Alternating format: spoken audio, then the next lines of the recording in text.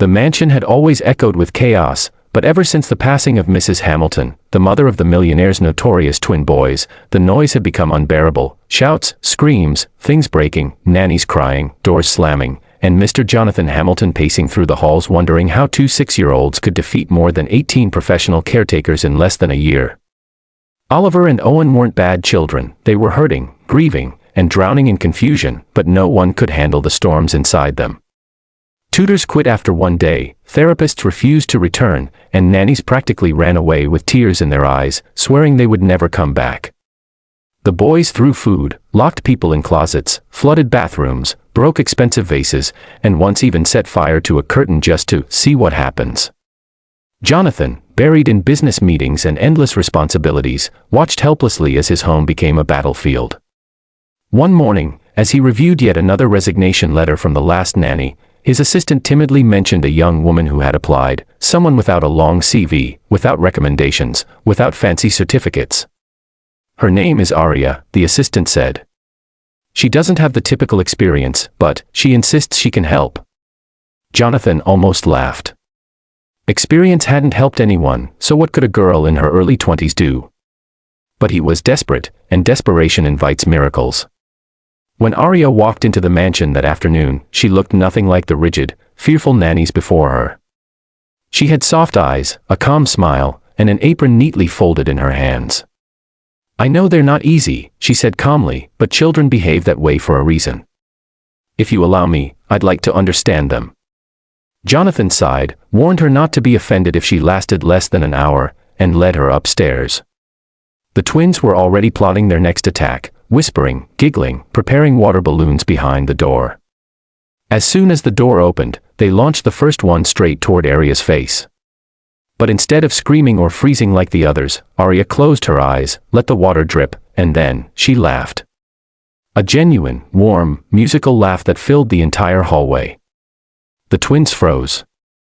No adult had ever laughed when they did something mischievous. They always yelled, panicked, or scolded them. Aria wiped her face with her sleeve and said, "Wow.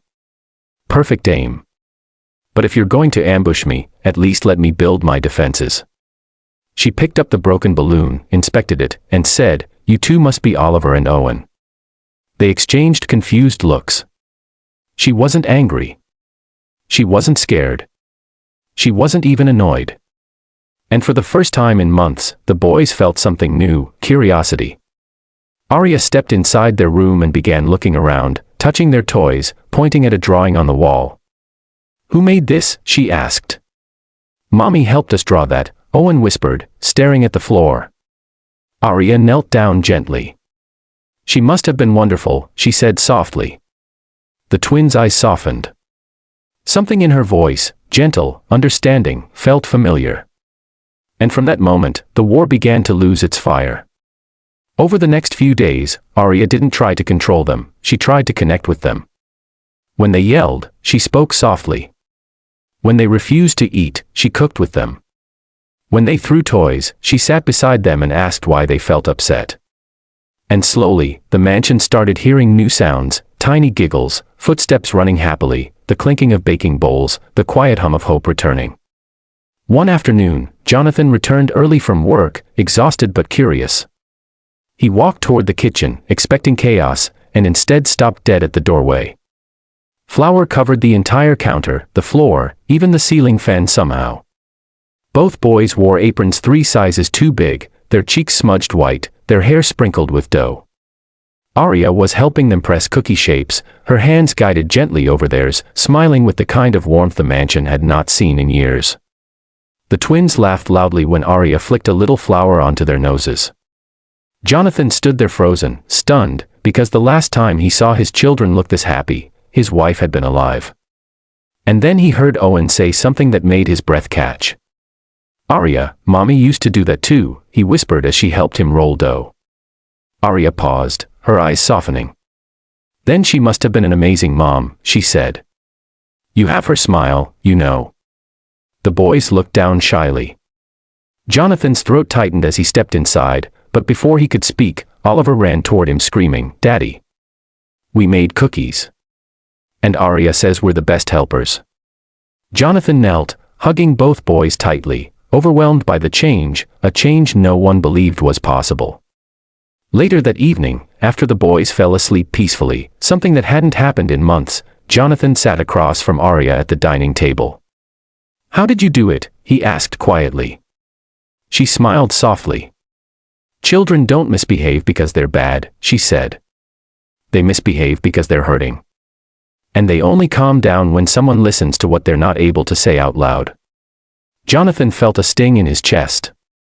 "I should have listened more," he whispered. Arya shook her head. "You were grieving too." Everyone was. But they needed someone who wasn't afraid to get close. Jonathan looked at her hands, still smeared with flour, and then at his children's smiling photographs on the wall. He realized something important. Arya hadn't just tamed the twins. She had healed the home. Over the following weeks, the transformation became unbelievable. The twins started sleeping through the night. They ate their meals without throwing plates.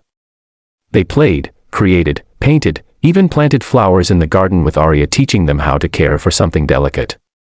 The staff members, once terrified to cross the hallway, now smiled listening to the boys' laughter. The mansion began to feel alive again.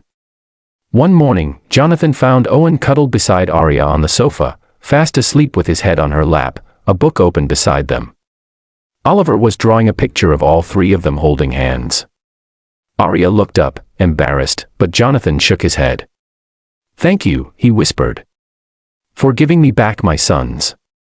But the twins said something even more powerful when they woke up. "Daddy, can Arya stay forever?"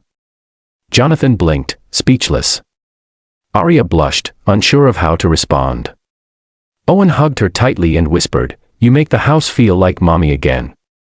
Tears filled Jonathan's eyes. He hadn't expected to hear that. Not ever. And in that moment, he understood the truth. People don't become miracles because they're strong. They become miracles because they choose to love what others find too difficult. Arya stayed. Not because she was hired, but because she was needed. Oliver and Owen, once uncontrollable, now ran into her arms every morning, calling her the best thing that ever happened to them. And Jonathan, watching all this quietly, realized that sometimes life doesn't give second chances, sometimes it sends a person who becomes one. And if you enjoyed this emotional story and want more heart-touching content like this, make sure you subscribe to the channel, because your support helps us create more stories that inspire, heal, and remind us that kindness can change everything.